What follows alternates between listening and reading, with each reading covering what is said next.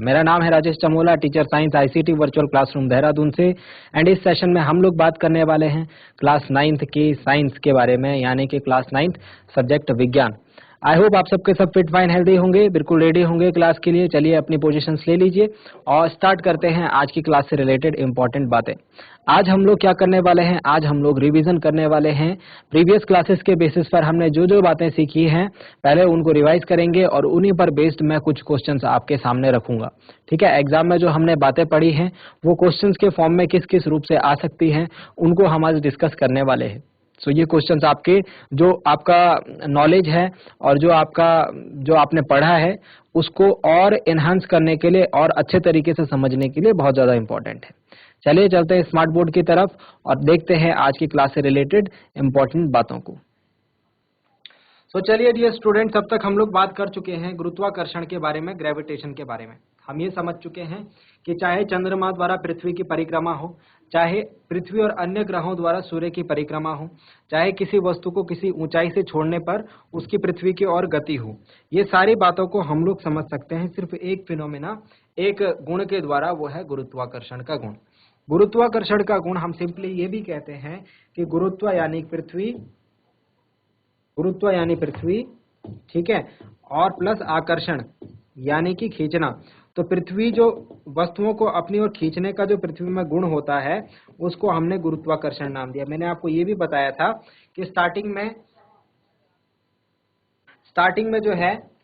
में हम लोग सिर्फ ये मानते थे कि जो वस्तुओं को खींचने का जो गुण है वो सिर्फ और सिर्फ पृथ्वी में है, वो सिर्फ और सिर्फ किस में है, पृथ्वी में। इसीलिए इस गुण को हमने नाम दिया गुरुत्वाकर्षण। लेकिन लेटर ऑन बाद में हमें ये बातें पता चली कि चाहे चांद की जो परिक्रमा है पृथ्वी के चारों ओर, या फिर अन्य ग्रहों की परिक्रमा है सूर्य के चारों ओर, वो भी इसी गुरुत्वाकर्षण के कारण है। सो बाद में हमें पता चला कि ये जो गुरुत्वाकर्षण है ये सिर्फ और सिर्फ पृथ्वी पर ना एग्जिस्ट करके पूरे ब्रह्मांड में फैला हुआ है। इसी के आधार पर हमने बाद में नियम दिया, न्यूटन द्वारा नियम दिया गया बाद में, गुरुत्वाकर्षण का नियम। ठीक है, कौन सा नियम दिया, गुरुत्वाकर्षण का नियम।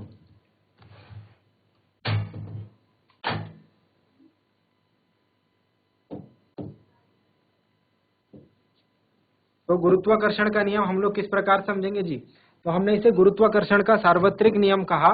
गुरुत्वाकर्षण के सार्वत्रिक नियम में यानी कि यूनिवर्सल लॉ ऑफ ग्रेविटेशन में हमने ये बात करी कि पूरे ब्रह्मांड में, हमने क्या लिखा है, पूरे ब्रह्मांड में यानी कि पूरे यूनिवर्स में ये नियम जो है लागू होता है। इस नियम के अनुसार किन्हीं भी दो वस्तुओं के बीच, बिटवीन एनी टू ऑब्जेक्ट्स हमेशा ये बल काम करेगा जो कि गुरुत्वाकर्षण बल है।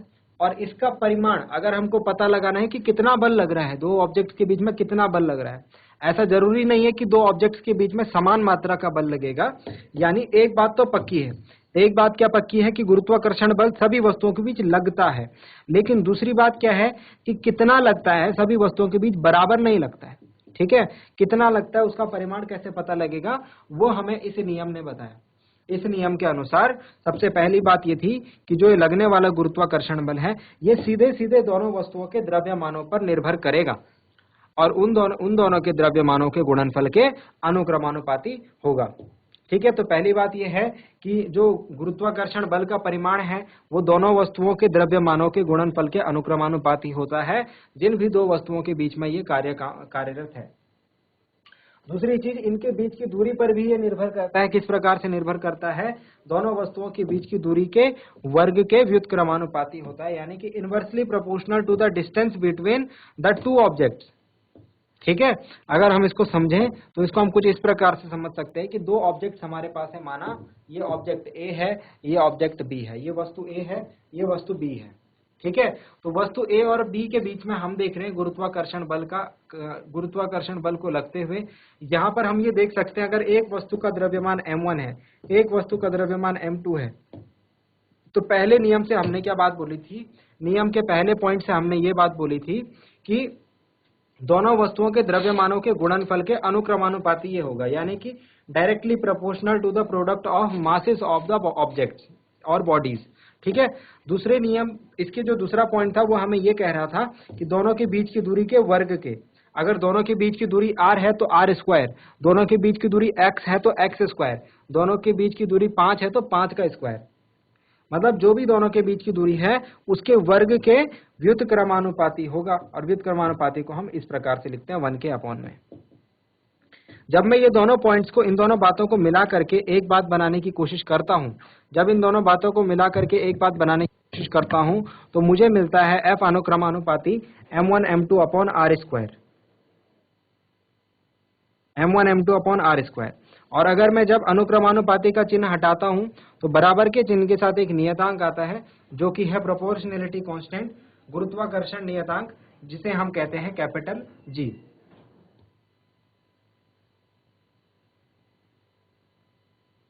ठीक है, तो ये था हमारा गुरुत्वाकर्षण का परिमाण, गुरुत्वाकर्षण बल जो है उसके परिमाण को निकालने के लिए फॉर्मूला। ठीक है, इस सूत्र से हम लोग निकालेंगे गुरुत्वाकर्षण बल का परिमाण। अब यहाँ पर हमने आपसे एक बात डिस्कस करी थी कि दो वस्तुओं के बीच में अगर बल लग रहा है तो कौन सी वस्तु किसको खींच रही है। फॉर एग्जाम्पल अगर हम बात करते हैं पृथ्वी की, अगर हम बात करते हैं पृथ्वी की, तो पृथ्वी जो है वो हमें खींच रही है, तो हम ये सिंपली कह सकते हैं कि गुरुत्वाकर्षण बल के कारण वो हमें खींच रही है। लेकिन गुरुत्वाकर्षण के नियम के हिसाब से ये भी तो है कि हम भी पृथ्वी पर गुरुत्वाकर्षण बल लगा रहे हो, यानी कि हम भी पृथ्वी को खींच रहे हो।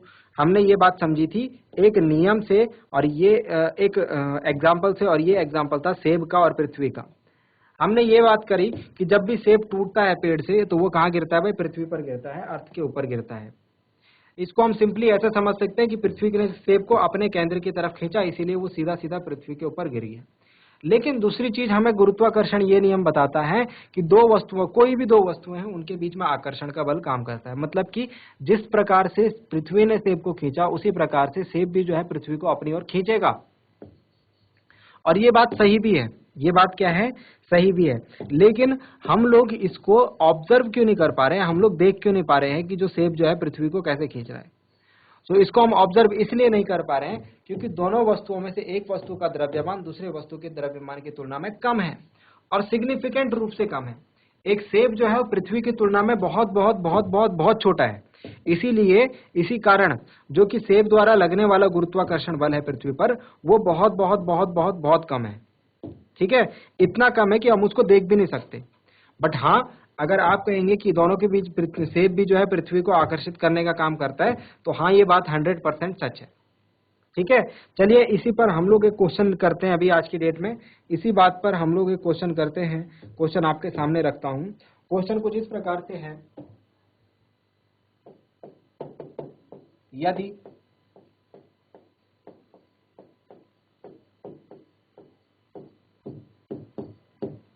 दो वस्तुओं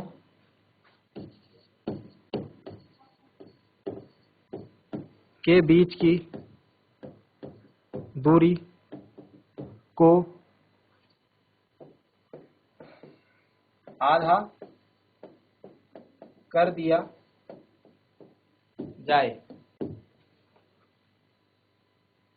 तो उनके बीच गुरुत्वाकर्षण बल किस प्रकार बदलेगा। तो उनके बीच गुरुत्वाकर्षण बल किस प्रकार बदलेगा।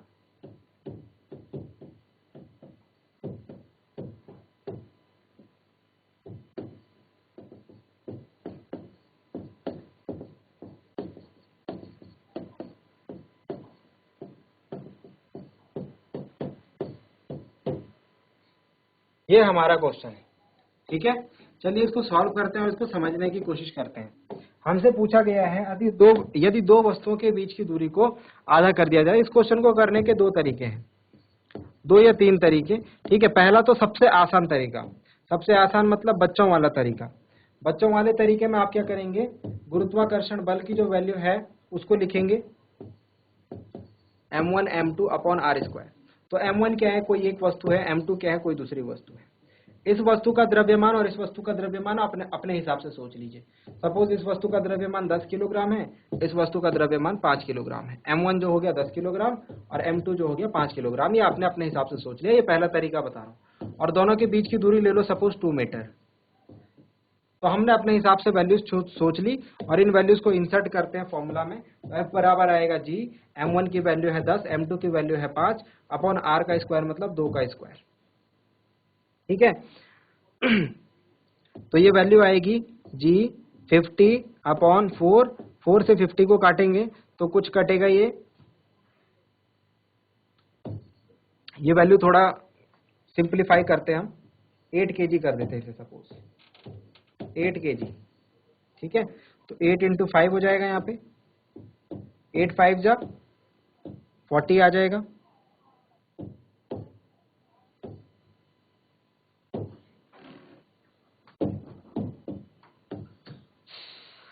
8 5 जा 40, 4 10 जा 40, मतलब कि जो वैल्यू आ रही है यहाँ से वो आ रही है 10G। ठीक है, पहला तरीका बता रहा हूँ अभी, सिर्फ पहले तरीके में। तो ये कैलकुलेशन में सारी हटा रहा हूँ, सिंपली मैं लिख रहा हूँ कि अगर आप ऐसा करेंगे तो आपका जो F आएगा, जो गुरुत्वाकर्षण बल आएगा, वो आएगा कितना आया था, 10G। ठीक है, अब क्या कह रहे हैं ये, अब ये कह रहे हैं कि आप क्या करो, इनके बीच की दूरी को क्या कर दो, आधा कर दो, इनके बीच की दूरी को आधा कर दो। मतलब द्रव्यमान वही रहेगा, जो दूरी होगी वो 2 की बजाय कितनी हो जाएगी, 1 मीटर हो जाएगी। आधा कर देंगे तो 1 मीटर तो हो जाएगा। बाकी M1 वही रहेगा 8 किलोग्राम का, M2 वही रहेगा 5 किलोग्राम का, है ना, और बाकी सारी चीजें वही रहेंगी, बस उनके बीच की दूरी आधी हो गई। तो दोबारा से निकालो भाई, F निकालोगे आप जी M1 M2 अपॉन R² लगा के, M1 M2 8 5 40 अपॉन 1 कितना आ जाएगा, 40G। आप देख सक रहे हैं कि इसमें, आप देख पा रहे हैं कि इसमें जो यहाँ पर जो गुरुत्वाकर्षण की वैल्यू आई है, गुरुत्वाकर्षण बल की जो वैल्यू आई है, वो उसमें और इसमें जो डिफरेंस है वो 4 गुने का है। मतलब कि इसको मैं लिख सकता हूं F = 4 × 10G, और 10G क्या है, ये पुराना वाला F है। मतलब सीधा सीधा हम ये कह सकते हैं, इन सारी बातों को हटा करके साइड में रख करके पूरा निष्कर्ष निकाल करके हम ये बात कह सकते हैं कि जो गुरुत्वाकर्षण बल है वो 4 गुना हो जाएगा। गुरुत्वाकर्षण बल कितना हो जाएगा, 4 गुना हो जाएगा। पहले अगर 10 न्यूटन लग रहा था ना, तो बाद में लगेगा 40 न्यूटन। पहले अगर 1 न्यूटन लग रहा था तो बाद में लगेगा 4 न्यूटन। पहले अगर 100 न्यूटन लग रहा था तो बाद में लगेगा 400 न्यूटन। मतलब जितना भी पहले था उसका 4 गुना हो जाएगा सिंपली। एक तो है ये वाला तरीका, एक है थोड़ा सा अच्छा तरीका, थोड़ा सा एडवांस तरीका।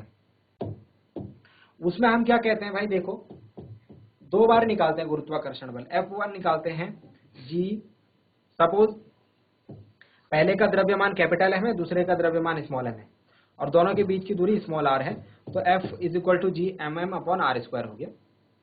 दूसरी बार क्या करा हमने, दूसरी बार भी सेम चीजें थी सारी। पहले का द्रव्यमान m रहेगा, दूसरे का स्मॉल m रहेगा, उसमें तो कोई छेड़खान करनी नहीं, बोला ही नहीं, बस जो उनके बीच की दूरी है वो आधा कर दी, तो r/2 हो गया, r/2 का स्क्वायर। अब इसको थोड़ा सॉल्व करने जाएंगे आप, तो थोड़ा सा यहाँ पर आपको मेहनत करनी पड़ेगी, बट अगर आपको आता है, आप अगर पढ़ते हैं चीजों को अच्छे तरीके से, तो हो जाएगा r² और ये बटे का 2 का स्क्वायर हो जाएगा, सॉरी r² और बटे 2 जो है इसका स्क्वायर, 2 दूनी 4 हो जाएगा, और वो 4 कहाँ आ जाएगा, यहाँ ऊपर आ जाएगा। ठीक है, समझ में आ रही है बात या नहीं आ रही है? ठीक है, तो यहां से मैं देख सकता हूं हमारे पास जो वैल्यू आई है F2 की, वो आई है G m/r², और 4 अलग से, उस 4 को मैं आगे लिख देता हूं गुणा में। अब देखो भाई, ये पूरा जो वैल्यू है ना, ये पूरा का पूरा जो वैल्यू है ना, वो ये वाला वैल्यू है कि नहीं है? तो मैं इस पूरे की जगह पे F1 लिख सकता हूं, तो F2 = 4, और इस पूरे जो बड़ा सा हमारे पास एक्सप्रेशन बना है, इसकी जगह पे मैं F1 लिख सकता हूं, सिंपल। तो क्या समझ में आ रहा है, F1 मतलब जो पहले बल लग रहा था उसका 4 गुना लग रहा है, 4 से गुना। सिंपली ऐसे भी बात लिख सकते हैं आप, अपनी बात को इस प्रकार से भी लिख सकते हैं। तो सिंपली कहने का मतलब ये है कि यदि 2 वस्तुओं के बीच की दूरी को आधा कर दिया जाए, तो उनके बीच लगने वाला गुरुत्वाकर्षण बल है वो बढ़ जाता है। ठीक है, और अगर 2 वस्तुओं के बीच की दूरी को बढ़ाया जाए, यानी इंक्रीज इन डिस्टेंस करा जाए, तो उनके बीच गुरुत्वाकर्षण बल कम हो जाता है। यह बात आपको अपने दिमाग में रखनी है। यदि 2 वस्तुओं में से किसी भी वस्तु का द्रव्यमान बढ़ जाए तो गुरुत्वाकर्षण बल बढ़ जाएगा, यदि द्रव्यमान कम हो जाए तो गुरुत्वाकर्षण बल कम हो जाएगा। लेकिन दूरी के साथ ऐसा नहीं होगा।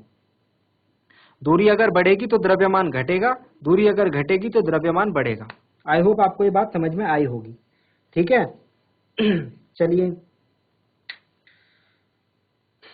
एक क्वेश्चन दिया है आपके पास इसी प्रकार से, इसी फॉर्मूला पर बेस्ड, ये भी काफी इंटरेस्टिंग क्वेश्चन है। चलिए इसको भी करते हैं हम लोग मिलके। क्वेश्चन है पृथ्वी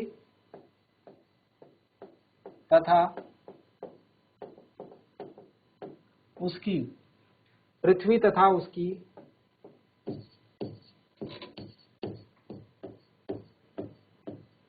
सतह पर रखी किसी 1 किलोग्राम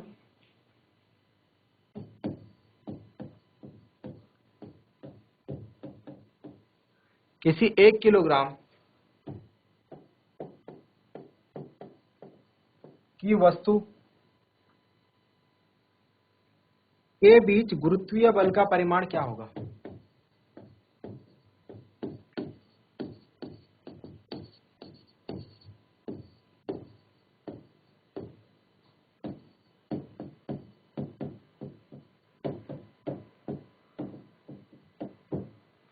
का परिमाण क्या होगा? सिंपल क्वेश्चन है। आपको जो वैल्यूज दी हुई है क्वेश्चन में वो आपको बता रखा है कि पृथ्वी का द्रव्यमान कितना है। पृथ्वी का द्रव्यमान मैंने आपको ये वैल्यूज जो है वो याद करने के लिए भी बोला था। भले ही यहाँ पर क्वेश्चन में दे रखा है, लेकिन बेटर ये रहेगा आप लोगों के लिए कि आप इन वैल्यूज को तो एटलीस्ट याद रखें। पृथ्वी का द्रव्यमान, पृथ्वी की त्रिज्या, चंद्रमा का द्रव्यमान, चंद्रमा की त्रिज्या, इन बातों को आपको याद रखना है। चलिए, कितना होता है पृथ्वी का द्रव्यमान? 6 × 10⁻24 kg, और पृथ्वी की जो त्रिज्या है 6.4 × 10⁻6 मीटर में लिखा हूं। ध्यान रखेंगे किलोमीटर और मीटर में रहता है कभी कभी, आपको कंफ्यूज इसमें नहीं होना है। चलिए इसका सॉल्यूशन देखते हैं। इसका सॉल्यूशन जो होगा वो बहुत ही सिंप्लीफाइड सॉल्यूशन है, अगर आप ने इस टॉपिक को अच्छे तरीके से पढ़ा है।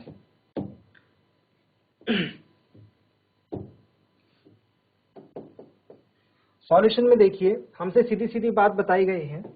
ये पृथ्वी है, ये क्या है भाई? वेट अ मिनट, ये पृथ्वी है और ये पृथ्वी की सतह पर रखी कोई वस्तु है यहां पर, ठीक है। अगर मैं इनको ऐसे शो करूं, ये हमारी अर्थ है और ये उसके ऑब्जेक्ट पर रखा कोई, उसके सरफेस पर रखा कोई ऑब्जेक्ट है, ठीक है। तो दोनों के बीच ये जो ऑब्जेक्ट है ये 1 kg का है। कितने kg का है? 1 kg का। तो हमसे पूछा जा रहा है इनके बीच लगने वाला गुरुत्वीय बल का परिमाण, यानी कि F कितना होगा। चलिए इस F को कैलकुलेट करते हैं। F को कैलकुलेट करने के लिए हमारे पास simple formula F = G m1 m2/r²। तो आप इसे m1 m2 लिखते हैं, मैं कैपिटल M स्मॉल m लिखता हूँ। बस दोनों m को आपको अलग अलग लिखना है, इतना ध्यान रखना, कंफ्यूज नहीं होंगे फॉर्मूला में। दिमाग में जो बातें समझी हुई हैं उनको अपने दिमाग में ही रखें। देखिए यहाँ पर हम जो वैल्यूज रखने वाले हैं वो थोड़ा सा इंटरेस्टिंग है, उनको आपको थोड़ा सा समझना है। F = G की वैल्यू कितनी होती है? 6.67 × 10⁻11 न्यूटन मीटर स्क्वायर प्रति किलोग्राम स्क्वायर, ठीक है। G की वैल्यू भी लिख देंगे यहाँ साइड में। G क्या है? गुरुत्वाकर्षण नियतांक।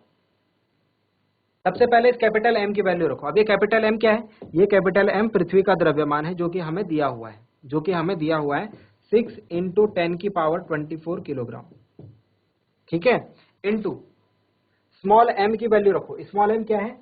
ये जो वस्तु रखी हुई है इसके ऊपर इसका द्रव्यमान, जो कि हमको दे रखा है 1 किलोग्राम, तो 1 हो जाएगी इसकी वैल्यू, ठीक है। अपॉन में r² मतलब दूरी। तो इस वस्तु से पृथ्वी के केंद्र के बीच की जो दूरी होगी वो उतनी ही होगी जितनी पृथ्वी की त्रिज्या है, जितनी पृथ्वी की त्रिज्या है। तो 6.4 × 10⁻6 का होल स्क्वायर, ठीक है। जो पृथ्वी की सतह से इस वस्तु के केंद्र की जो दूरी होगी ना वो नगण्य होगी, वो हम उसको इग्नोर कर देंगे। आ रही है बात समझ में? तो इसीलिए यहां से यहां तक की जो डिस्टेंस होगी वो उतनी ही होगी जितनी पृथ्वी के त्रिज्या होती है, ठीक हो गया। चलिए अब कैलकुलेशन बस का पार्ट बचता है, कैलकुलेशन करेंगे हम लोग। तो कैलकुलेशन किस प्रकार से करेंगे, हमने बताया है आपको। नंबर्स को यहाँ पर एक साथ ले लेते हैं, ठीक है। तो f is equal to 6.67 into 6 upon में क्या आएगा भाई, 6.4 का स्क्वायर है तो 6.4 इंटू 6.4, ऊपर क्या बचा 10 की घात -11, 10 की घात 24, नीचे क्या बचा 10 की घात 6 दूनी 12।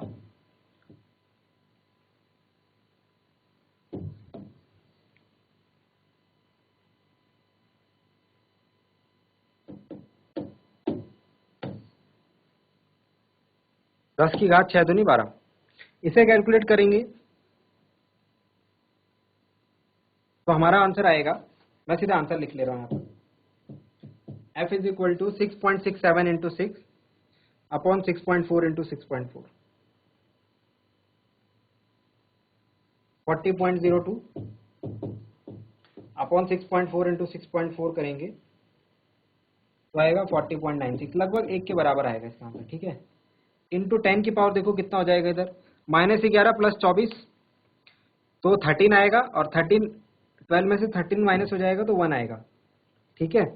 अब इसको डिवाइड करते हैं, 40.02 डिवाइडेड बाय 40.96, ये आएगा 0.977, ठीक है।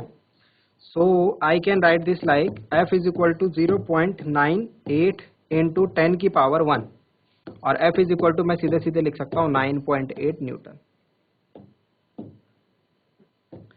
10 की पावर 1 मतलब 10 से गुणा कर दी उसकी, तो हमारा आंसर आया है 9.8 न्यूटन।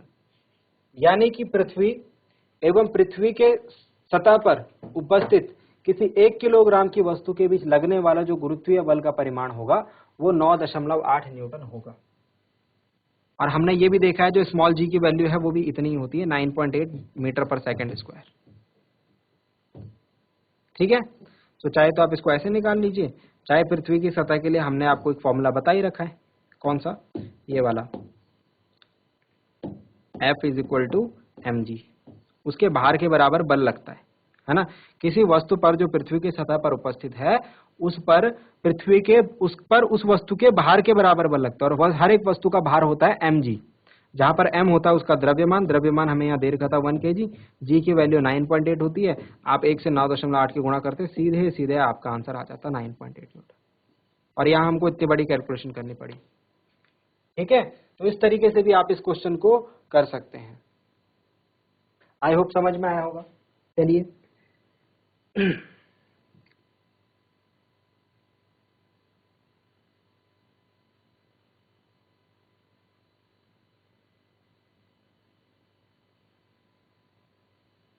एक बहुत ही इंटरेस्टिंग क्वेश्चन है यहाँ पर, इस क्वेश्चन को मैं आपके साथ डिस्कस करना चाहूंगा।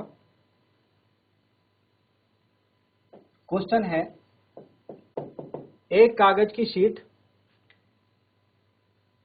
एक कागज की शीट उसी प्रकार की शीट को मोड़कर बनाई गई। एक कागज की शीट है, देखो इन शॉर्ट में लिख रहा हूं क्वेश्चन को, एक कागज की शीट है मतलब पन्ना है एक, ठीक है। एक कागज की शीट है और एक कागज की शीट को मरोड़कर उसकी बॉल बना रखी है हमने, बनाई गई गेंद। ऐसे है, एक कागज का पन्ना है ऐसा, ठीक है, और एक उसको मरोड़ करके हमने क्रम्बल करके बॉल बना रखी है। अब आपसे क्वेश्चन ये पूछा जा रहा है कि अगर मैं कागज की शीट को और इसकी जो बॉल बना रखी है इस शीट को मरोड़ करके इन दोनों को एक साथ फेंकूं, ठीक है, किसी हाइट से, तो ये तो जल्दी आ जाएगा नीचे और ये धीमा आएगा। ऐसा क्यों? क्वेश्चन समझ गए कि कागज की शीट जो है, कागज की शीट को मरोड़कर बनाई गई गेंद से धीमी गिरती है। इसके पीछे जो कारण है वो ये है कि कागज की शीट जो है ना, एक तो ये हल्की होती है, हल्की होने के साथ साथ इसका पृष्ठीय क्षेत्रफल जो है वो ज्यादा होता है, फैली भी होती है ना, तो जितना ज्यादा फैला हुआ होगा कोई ऑब्जेक्ट उसका पृष्ठीय क्षेत्रफल उतना ज्यादा होगा, सरफेस उतना ज्यादा होगा, जिस कारण इसको वायु के प्रतिरोध का सामना करना पड़ता है। भाई हमारे आसपास चारों तरफ वायु है और वायु भी एक प्रतिरोध उत्पन्न करती है वस्तुओं की गति के मामले में, जो कि हमें दिखाई नहीं देता। तो जो हल्की वस्तुएं होती हैं वो इस प्रतिरोध का सामना करती हैं, ठीक, वो इस प्रतिरोध का सामना नहीं कर पाती हैं और उनकी गति पर प्रभाव पड़ता है। अगर निर्वात होगा, अगर वैक्यूम होगा, आसपास वायु नहीं होगी, तो ये दोनों ऑब्जेक्ट जो है एक साथ जमीन को टच करेंगे। बट अगर वायु है तो वायु के प्रतिरोध के कारण इस वस्तु को थोड़ा स्लोली नीचे आना पड़ेगा, इसको नीचे आने में थोड़ा ज्यादा टाइम लगेगा। तो यहाँ पर जो रीजन है वो है वायु प्रतिरोध। वायु प्रतिरोध जो है वो क्षेत्रफल के अनुक्रमानुपाती होता है, मतलब जिसका पृष्ठीय क्षेत्रफल जितना बड़ा उस पर वायु का प्रतिरोध उतना ज्यादा। तो जब हम उसको मरोड़ करके बॉल बना देंगे तो बॉल का आकार क्या हो जाएगा, छोटा हो जाएगा। भाई ये कागज का बड़ा आकार होगा और इसकी बनाई हुई बॉल का आकार छोटा होगा। बॉल का आकार छोटा मतलब वायु प्रतिरोध कम, वायु प्रतिरोध कम मतलब इसको रोकने वाली जो वायु है वो कम होगी और इसी वजह से ये जल्दी नीचे आ जाएगा और ये कागज जो होगा, कागज की शीट होगी, ये धीमा नीचे आएगा। ठीक है, तो ये रीजन है। वायु प्रतिरोध को आप कंसीडर करना। मुक्त पतन के क्वेश्चन में अक्सर बच्चे गलती करते हैं, वो सीधे सीधे ये समझते हैं कि दोनों वस्तुएं समान समय पर धरती से टकराएंगी। डियर स्टूडेंट्स, वो कंडीशन पॉसिबल है, वो कंडीशन पॉसिबल सिर्फ और सिर्फ तब है जब वैक्यूम हो, जब आसपास कोई माध्यम हो। वायु के प्रतिरोध को उसमें नगण्य माना जाता है, इस बात का आप विशेष ध्यान रखें। सो आई होप डियर स्टूडेंट्स आज की क्लास आपको पसंद आई होगी, कुछ नया सीखने को आपको जरूर मिला होगा और आज की क्लास पढ़ के आपको अच्छा लगा होगा। उम्मीद करता हूं घर से आप एक बार इसे रिवाइज जरूर करेंगे। अगली क्लास में मिलते हैं एक नए और इंटरेस्टिंग टॉपिक के साथ। क्लास से जुड़ने के लिए आप सभी का बहुत बहुत धन्यवाद। Thank you very much and have a nice day.